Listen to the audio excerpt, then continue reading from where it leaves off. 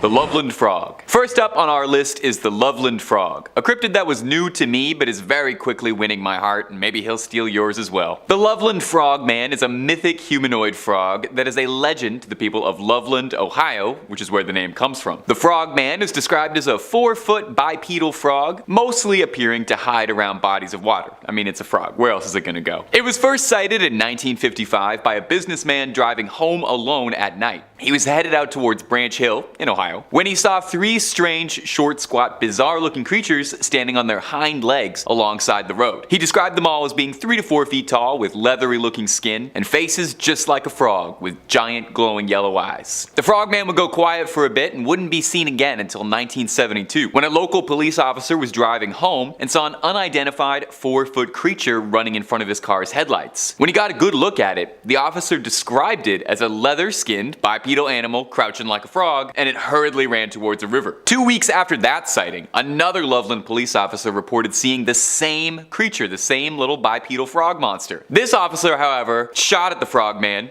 and discovered that what he found was a tailless iguana that had grown unusually large. Now, while for some, that was the end of the Frogman legend, there are still sightings and reports to this day. As recent as 2016, people are still claiming that they see the Loveland Frogman. To the people of Loveland, the Frogman is something of a local hero. They love the guy, and I gotta be honest, I sincerely do too. There's something about this cryptid story that's really doing it for me. There's no stories about him eating anybody, the Loveland Frog Monster is not attacking anybody, he's just a happy little frog guy scurrying across the roads. I sincerely hope they're out there. And hey, you having fun on the channel? Drop a subscribe for new scary videos every single day, twice a day. Let's keep on going. Number 4. The Fresno Nightcrawlers. Up next is the Fresno Nightcrawlers, and let me just say right now, these are probably my favorite cryptid on the entire list. If I say another one is, I'm lying, it's these guys. Some cryptids are downright terrifying. Some cryptids will keep you up all night, and maybe these guys will too, but I personally find them downright adorable. These are the Fresno Nightcrawlers, bizarre, rail-thin bipedal creatures with no discernible features whatsoever. The only footage we have of them is blurry security camera footage, which doesn't help identify the creatures much at all. They appear short with very, very long legs, almost stilt-like. The first reported sighting of one of the Nightcrawlers came from a city in California, Fresno, where the name comes from. A man named Jose was at home late at night with his dog trying to get a good night's sleep, but was repeatedly disturbed by his dog barking at something out the window. He went over to quiet his dogs down and noticed something deeply bizarre on his security camera. He saw a pair of white, elongated creatures strolling down his lawn. The next morning he claims to have seen small footprints all over the lawn. The next sighting of the Nightwalkers was in Carmel, also in California. A former Marine and his wife were driving up a hill, and they claimed that they saw a 7-foot tall creature that they described as a thin, pale, armless white humanoid walking on by. What are the Nightwalkers? They're weirding me out. Are they aliens? Cryptid? Possessed pair of pants? If anyone's got a line, you let us know immediately. Whatever the Nightwalkers are, all I know is that I love them. I think they are downright adorable. I watched the clip of them walking down the hill like 30 times while I was writing this script, so just know that. Next up at number 3, the Grey Man of Ben Macdui. Ben Macdui in Gaelic, Mountain of the Son of Duff, is an awe-inspiring peak of the Scottish Highlands, staking the claim as one of Britain's highest mountains and the highest of the Cairngorms National Park. It's been scaled by countless people throughout history, but there are those that claim that there's something more sinister living out on the mountain. The Grey Man of Ben Macdui, and it doesn't like visitors. The creature is said to be at least 20 feet tall, and one eyewitness of the creature's presence, a respected professor and mountain climber named Norman Colley, said that he was first aware of something following him during his ascent after hearing strange footsteps behind him. Alone, isolated on the mountain, something was following him. And it wasn't human. The footsteps were laborious and delayed, as if that whatever was following him was much, much taller than he was. When he saw it, he described the Grey Man as vaguely human-shaped, brown in hue and fur, and shrouded in a strange grey mist. In 1945, a similar thing happened to a renowned mountain climber named Peter Densham, who described the exact same encounter with the exact same creature.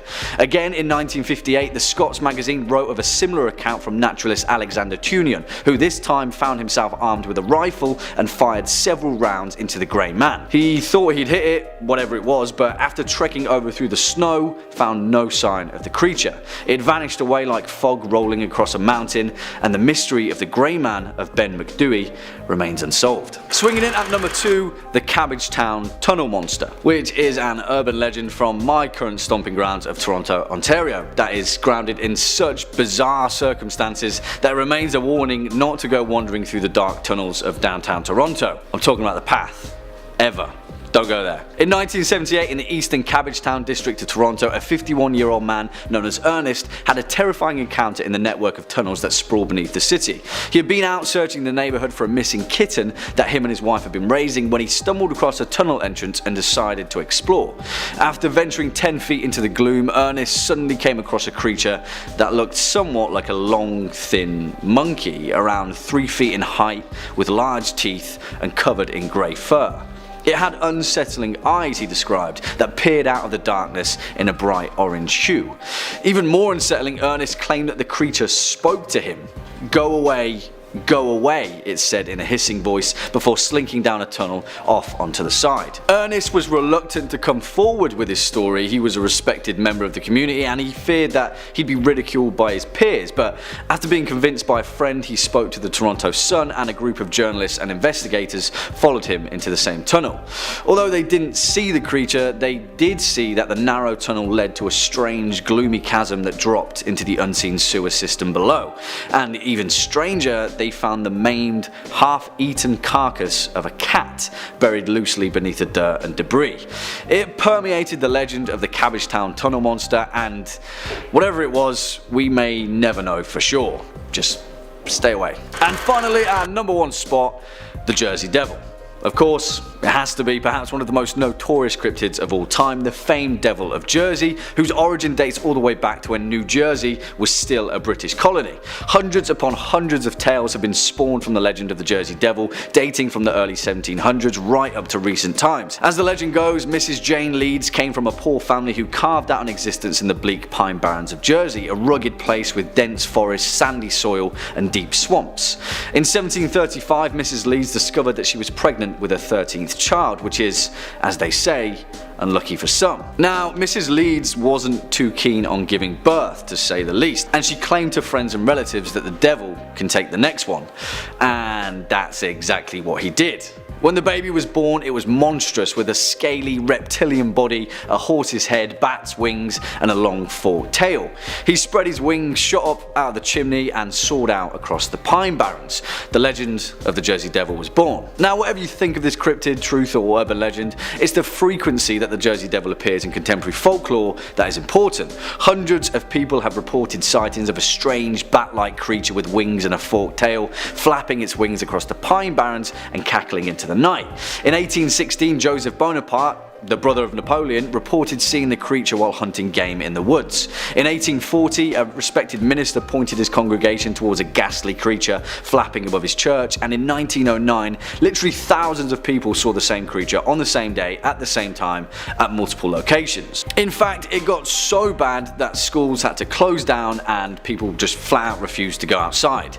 And still, to this day, New Jersey natives will warn you to tread carefully in the pine barrens. Starting off this countdown, we have the Mothman. The legend of the Mothman is a really freaking eerie one. So the Mothman originates from West Virginia folklore. Apparently, it's a large 10-foot tall gray creature with red glowing eyes and wings, and has the ability to fly over 100 miles per hour, so he's pretty damn fast. This creature has been spotted on a number of occasions. In particular, it's believed that once you see him, bad things are going to happen, so he's kinda like an omen. The first report of this creature was on November 15th, 1966. On this night, 2 sets of young couples drove out to Lover's Lane to get frisky in their cars. It was Roger and Linda Scarberry and Steve and Mary Mallet. That's when one of the couples noticed a massive creature with red glowing eyes watching them from afar. The couple, Roger and Linda, freaked out and sped on out of there, but the Mothman followed their car and tried to attack them. Thankfully, they made it out out alright. But they were hella spooked and reported their encounter to the police. During the next couple of days, a number of different people reported similar encounters to the police as well. Like 2 volunteer firemen claimed they saw a large bird with red eyes. Then a contractor named Newell Partridge was out in a field at night when he saw the creature in the distance. He shined his light in his eyes and he said they glowed like bicycle reflectors. He then went on to blame this creature for the disappearance of his German Shepherd. So people all around town were hella freaked out. The scariest sighting would have to be in 1967, around the time the Silver Bridge collapsed. Apparently, people who saw the Mothman then went on to receive premonitions of the bridge collapsing and experienced terrible nightmares. And on the day that the bridge actually did collapse, a number of witnesses claimed that they saw the Mothman perched nearby just watching. That's creepy. As long as he doesn't come to Canada though, I'm good. In our 4th spot today we have the red-eyed roadside cryptid. This is the name given to a creature that a man named Britton saw one early morning in Texas. So it was June 20th, 2000 at around 1 a.m. He had just gotten off work and was headed home. Now on the route that he takes, he explained that there's this 90-degree turn and you have to go really slow and be careful because sometimes they find cattle out on the road. So he was making his turn when all of a sudden he saw it. And he knew right away it was not an animal of any sorts. This creature had red eyes and was on 2 feet and had black hair all over its body. So Britton, being the curious man that he was, got out of his truck and shined a flashlight at this creature. That's when the creature raised its arm above its head and let out an ear-piercing scream. It then turned around and ran behind a house. So the man immediately got back in his truck and drove away in disbelief of what he just saw. But according to him, he has heard the scream at night before, but he never knew where it was coming from or who or what was making this noise. After doing research, he found out that this creature he saw is related to the Bigfoot. Sounds like it's Bigfoot's noisy younger cousin. Either way, be careful when driving late at night. Moving on to number 3, we have the demon cat. Now this is a cryptid that apparently stalks Washington, D.C. It all started back in the 1800s. According to a report in the newspaper, this weird cat appeared and scared a group of security guards. They all fired at the cat, but before the bullet could even hit the cat, it disappeared right in front of their eyes. Then in January of 1898, a watchman was patrolling around when he saw this demon cat come right towards him. The closer it got to him, the bigger it got. Some say it got as big as a tiger. Others say it got to the size of an elephant. The massive beast then snarled and let out a massive hiss. It leaped towards the watchman, but it disappeared right in front of his eyes before it attacked him. That same year, the cat made many more appearances. In fact, it's believed that the cat shows itself right before disaster strikes. It appeared before Lincoln was shot, before the stock market crashed in 1929, and right before JFK was killed. So before the next devastating thing happens, this beast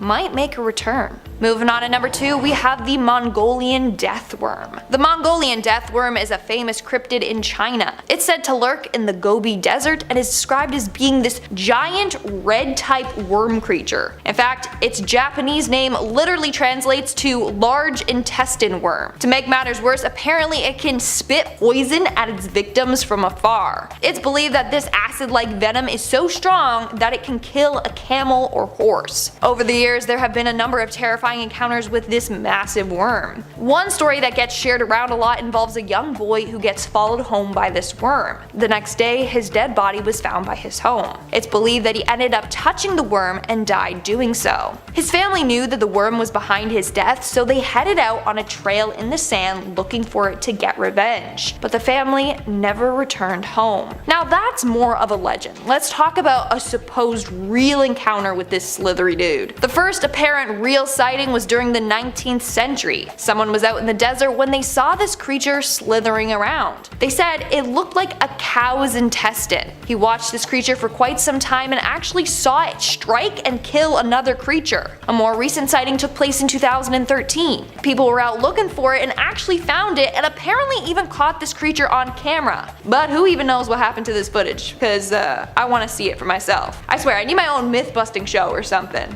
And And in our number 1 spot today, we got Spring-Heeled Jack. Dude, the legend of Spring-Heeled Jack is a pretty freaking creepy one. What makes it even creepier is the fact that a number of people encountered this weird half-man, half-beast creature. That's multiple witnesses, and they all had similar encounters, which makes me believe that this cryptid might be real. So back in Victorian England, people were worried about this weird man-type creature named Spring-Heeled Jack. According to a number of stories, Jack would visit homes in the middle of the night, ring the doorbell, and when someone would answer it, he would attack them. Now, he was given the name Spring-Heeled Jack as witnesses said he had the ability to jump great distances and heights, something no normal human can do. Victims say he looked like a man dressed in red shoes and armor. Others claim he would wear loose-fitting black clothes with a helmet, or that he had wings and horns and sharp fangs that formed a wicked smile. The first sighting of Spring-Heeled Jack was October of 1837.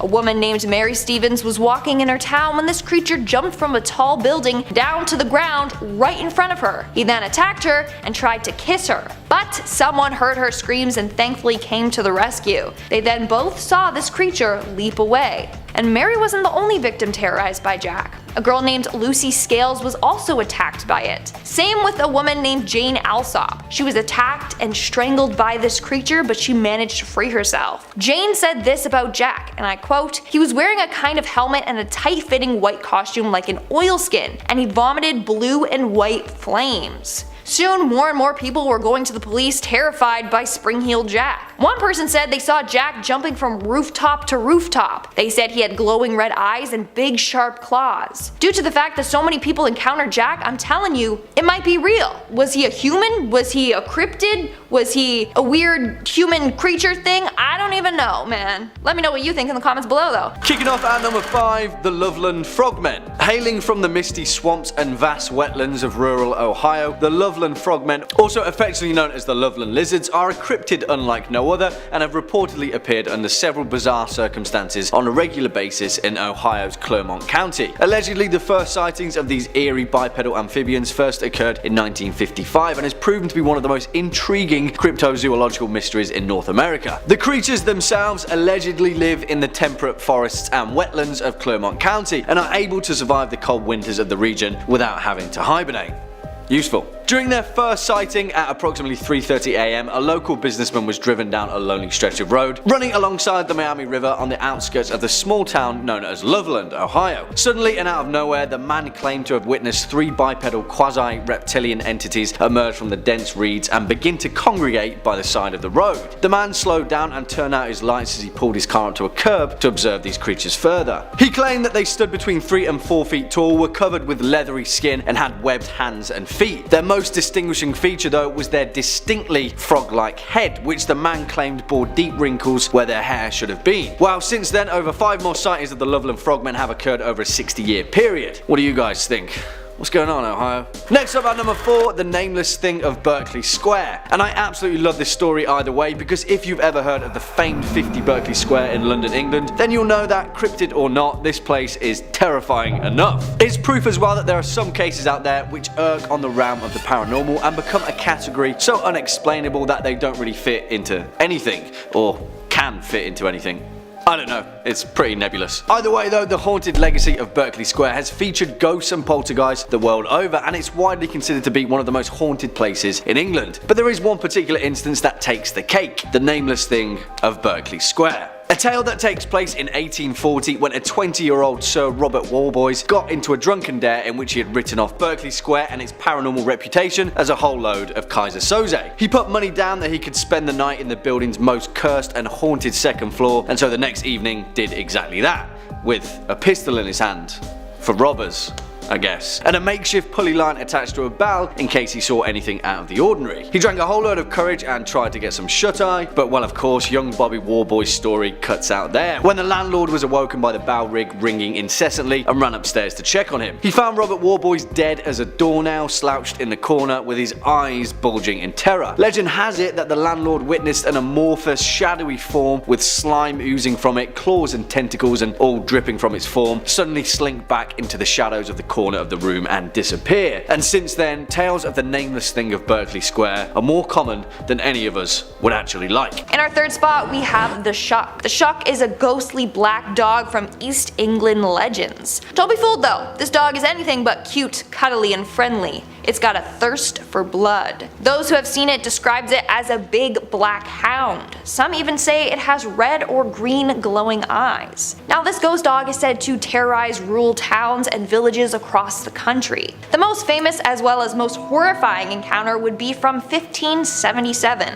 One night a bunch of villagers had to seek shelter in a church during a huge thunderstorm. As they were huddled in there, a big black dog burst through the church door and attacked a man and his son. It also knocked down one of the church's pillars, so a part of it actually collapsed, and then ran out of the church, and as it did, it apparently left scorch marks on the wood of the church floor and door. Those marks are apparently still there today. People were horrified by this encounter, and that's how the legend of the Shuck came to life. In our second spot, we have the Green Beach Monster. This is apparently a very strong and scaly, slimy beast that hunts for prey in Ohio rivers. The first encounter happened to a woman named Miss Johnson and her friend. It was August 21st of 1955, and the two ladies were enjoying a swim in a river. One of the ladies was in an inflatable tube, just, relaxing, while Mrs. Johnson swam by. That's when all of a sudden she was dragged underwater. She struggled to free herself, and thankfully she managed to. She resurfaced only to be dragged under again. Thankfully, Miss Johnson managed to free herself once again. She did so by kicking this thing. According to Miss Johnson, the hand that grabbed her was large and hairy and had sharp nails or claws. She also knew that this beast was large and strong just based on the way it grabbed her and pulled her down and held her down. In fact, Miss Johnson was left with multiple bruises and wounds on her leg from this creature. Without this, people probably would have thought that she was just lying. But she had a full-on claw print bruise on her leg. Obviously, the two reported the encounter to the police, and that's when they got a visit from an Air Force colonel. He interviewed them both and took very detailed notes. Before he left, he warned the two women to never mention this encounter ever again. And I mean, that sounds hella suspicious. As if the government had captured this cryptid and then it escaped and they didn't want people to know. So anyway, they should get one of those memory erasers from Men in Black. You know what I'm talking about, the little ksh.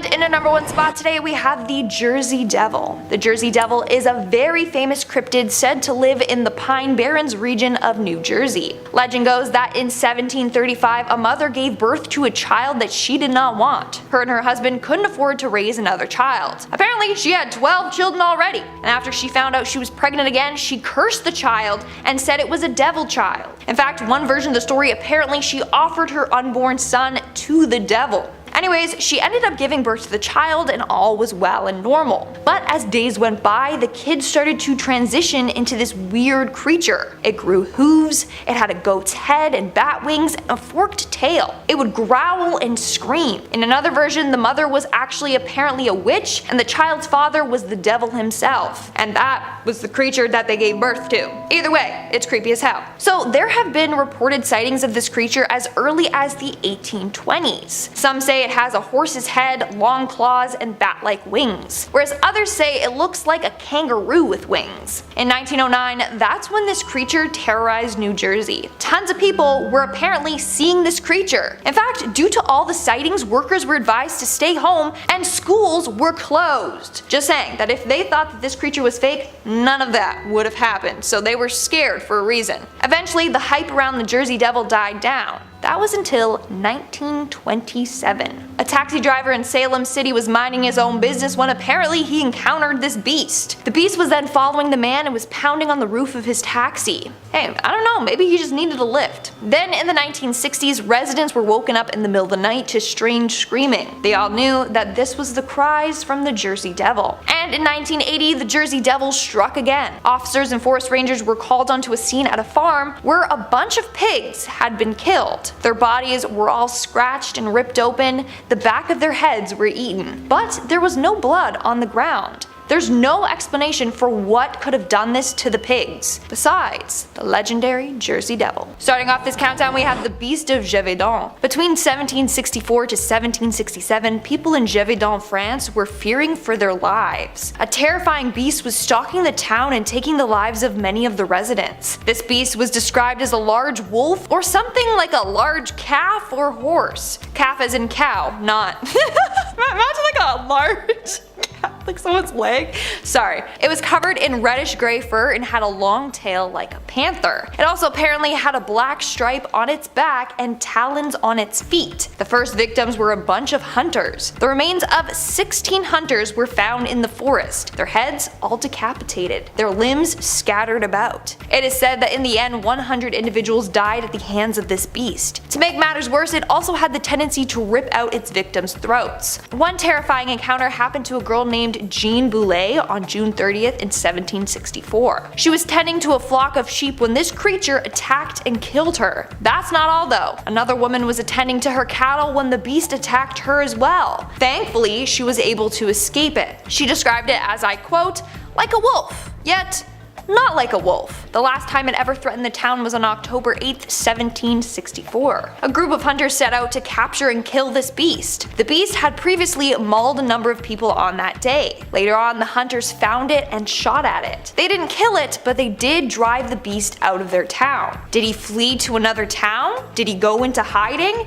Who knows? In our fourth spot today, we have the El Chupacabra. El Chupacabra is a very creepy creature with vampire-type tendencies. They like to attack animals and then drain them completely of their blood. When they're done, they just leave the animal's carcass and run off, which is quite strange. Normal animals like to feast on the meat, but this creature is only interested in the blood. So this creature has been described in a variety of ways. Some say it's like a weird reptilian kangaroo, whereas others say it looks like a hairless canine with red glowing eyes. Nonetheless, it's creepy. So the first reported sighting of a chupacabra dates back to 1887 in Wexford County. Two lumberjacks were in the forest when they saw a weird creature dart by them. They described the creature as having a man's body, but a dog's head. It didn't stop there though. In 1938, a man named Robert Fortney reported a terrifying encounter with this beast as well. He said that there were 5 of them that surrounded him and then attacked him. He said that one of the 5 walked on 2 legs. Another creepy encounter took place in 1961. A night watchman in Michigan was patrolling the grounds of a manufacturing plant when he saw something weird in the distance. At first, he thought it was a person. That was until he got closer and realized that this person had dog-like features. He took out his gun and shot at the beast, but it did nothing. The last sighting that I want to talk about is one that gives me the heebie-jeebies. This story takes place in 1995 in Puerto Rico. A number of farmers would wake up and find their goats, sheep, and cows dead with a weird bite mark on their neck. Their animals were completely drained of blood. So does this mean that the chupacabra is real? If not, what was sucking the blood out of those farm animals? Number 3. Skinwalkers. Now let's shift to one that's not adorable even a little bit. Skinwalkers are an extremely popular cryptid, a person with the ability to shapeshift into any creature they desire. Sometimes the legends state that in order to shapeshift they need to molt out of their skin, and in some legends they have to wear the pelt of the animal they intend to shapeshift into. You know, sometimes skinwalkers are presented as monstrous, sometimes humanoid. The recurring lines through every skinwalker stories though is that they are absolutely terrifying and under no circumstances should you ever look one in the eyes, as it's said that looking one in the eyes will not only draw its attention, but seal your fate. So take a listen to this story from Reddit. This post came to us from a Reddit thread asking, what was the scariest thing that has ever happened to you? And an anonymous Redditor shared this story, and it's probably one of the scariest things I've ever read. Beginning. I was a kid when this happened. My uncle and I were finishing up gathering firewood from my grandmother because it was getting dark. We were driving back on a dirt road, and I had this awful sense of being watched. Before I could turn to look out my window, my uncle shouted, "Don't." My heart felt like it was gonna beat out of my chest, and I heard a tap on the window. My uncle sped up and started praying in our native language. I didn't know what was going on, and I thought it was over until our truck dipped from the bed. My uncle then started saying, "Look at me and don't turn away," over and over. And then I heard it again, tapping from the window behind me. It was getting harder for me to breathe and I wanted to cry. A minute or two passed and the truck dipped. My uncle looked at me and said, "We'll ask your father to do a prayer in the morning so that the evil will forget our faces." Naturally, Other people on Reddit were kinda terrified about that story since it's sending a chill down my spine, and they asked him what he thought it was, and the Redditor said simply that he thought it was possibly a skinwalker. What more is there to say? Number 2. The Flatwood Monster. The Flatwood Monster is another West Virginia native, and I've gotta ask, why are there so many cryptid stories coming out of West Virginia? I've never been there, so maybe somebody can clear this up, because all I know about West Virginia is anything John Denver sang about, and he didn't mention Mothman or the Flatwood Monster, but that's a whole different story. Anyway, the Flatwood Monster is a cryptid that's been thought to be an extraterrestrial in nature. It was reported to be 10 feet tall and roughly 4 feet wide. It's described as wearing some sort of mechanical suit like it's Darth Vader rather than a purely organical being, and its most notable feature is its giant bulbous head with 2 gigantic eyes glowing green. It's got a big cowl in the shape of a spade behind it that makes it look a bit like it's an alien vampire, and its body was thick, armored, and it has small, spindly little arms like a T-Rex. Now, the Flatwood Monster's first sighting dates all the way back to 1952, when 3 local boys saw a shining light falling across the sky, eventually hitting the ground nearby at a local farm. The boys returned home to report that they'd seen a UFO crash land and told one of their moms to get a search party going, and honestly, that is exactly what I would do if I ever saw an alien. I would probably still call my mom, to be honest, if I ever saw an alien. From there, they gathered a small search party to go to the farm to approach what they saw. When they reached the top of the hill, they saw a large pulsating ball of fire and smelled a mist that was making their eyes burn. Someone in the search party noticed 2 small lights and flashed his light quickly at them, revealing a creature standing 10 feet tall with glowing green eyes. The creature hissed at them, then glid upwards and head off into the night. What was the Flatwood Monster? Some skeptics have speculated that those eyes could have been that of a barn owl, and the face does kind of light up. The shadow was disguising it, so it would make sense. But that begs to ask, what was the mist? And what was the thing that fell from the sky? Was the Flatwood Monster an alien? And is it just me, or is the Flatwood Monster just the tiniest bit adorable as well? I know it's kind of terrifying, and its bug eyes are gonna haunt my dreams, but does anyone else think it looks a little huggable? Shaped like a friend? Number 1. Mothman. Mothman is arguably one of the most famous cryptids of all time, and it's captured our heart since he started flapping around in popularity. Mothman's first ever recorded sighting was in 1966 in West Virginia, when 5 men were in a cemetery prepping for a funeral when they saw something bizarre rustling around in the trees nearby, and lifting off was a massive brown-winged creature that disappeared into the night, far too large and unwieldy to be a bird. From there, the legend of the Mothman began to rise. It would get spotted frequently throughout West Virginia and the surrounding states, but its home is West Virginia. 3 days later, after the first sighting of the Mothman, on November 5th, 1966, another sighting occurred. Roger and Linda Scarberry were driving with their friends, another couple, Steve and Mary Millette, around midnight. While driving, the couples noticed that amidst the darkness there were glowing eyes that seemed to be hovering around them. They stalled the car a bit, unnerved about who these mysterious eyes could have belonged to, and through the darkness and the headlights of the car, they saw a creature that stood 7 feet tall with leathery wings folded against its back. The creature began to pursue them rapidly, matching the speed of the car at around 100 miles an hour. They tried to turn around to get a better look at the thing, but the creature screeched and flew upwards into the sky when it was hit by its headlights. Now, this would be far from the last sighting of the Mothman. Since these early sightings, Mothman has been reported hundreds of times across West Virginia. He's practically a pillar of the community. I think he's allowed to vote. Some say he's a benevolent figure who wants to help people and warn them of dangers around, whereas others say that he's a more mysterious, nefarious agent, flying around sending people to their doom. There's an allegation that Mothman was involved in the destruction of a bridge in 1967 that led to the death of 40 people. Some survivors claim that they saw the Mothman flying around overhead after the collapse. Whether he's real, a West Virginian legend, a friend or a foe, there's no denying that like a moth to a flame, we're drawn to the story of the Mothman. Kicking off at number 5, the Silver Woman. And this story comes from a police motorway patrol woman from Portsmouth, England, who explains that her career regularly confronts her with situations that are both bizarre and unnerving. But this one kind of takes the cake. On the 25th of November around 6:30 PM during a routine speed camera setup in the Portsmouth city centre, her speed trap began picking up random tracings of non-existent objects in pitch black darkness, hurtling past her vehicle at around 30 to 40 miles per hour. Now, I know what you might be thinking, the device was obviously malfunctioning, but that wasn't the case, and our police officer had already thought of that. She trained the camera manually back onto the road surface to see what had been picked up, and she was shocked to discover that on the screen was what could only be described as humanoid figures running up and down the street at about 40 feet ahead of the vehicle. Strangely enough, they seemed to have a silver appearance to them, almost shimmering and translucent. She looked out of the window and again, nothing was there, but when she looked back at the screen, about 10 feet away from the vehicle was one of the same silvery entities standing motionless, facing away from the van, hulking and breathing in a strange fashion, as if they were weighing up taking on the police officer. What were they? Well, we'll never know, and when she played the tape back for her fellow officers, the silvery entities were nowhere to be seen. Yeah, I've got no clue about this one. Coming in at number 4, the folk monster. Now, Bigfoot is obviously the heavy hitter of the cryptid world. People have devoted their entire lives to hunting down the elusive mountain creature, stretching all the way across the wildlands of North America, as well as similar instances across the planet. But there is one little town in America that seems to be the hotspot for these sightings: Folk, Arkansas, and in 1971 it became the scene of its most terrifying legend. Meet Bobby Ford, a man who vehemently claims he's seen Bigfoot, or a version of it, describing it as 7 feet tall, ridiculously fast, and covered in long brown hair.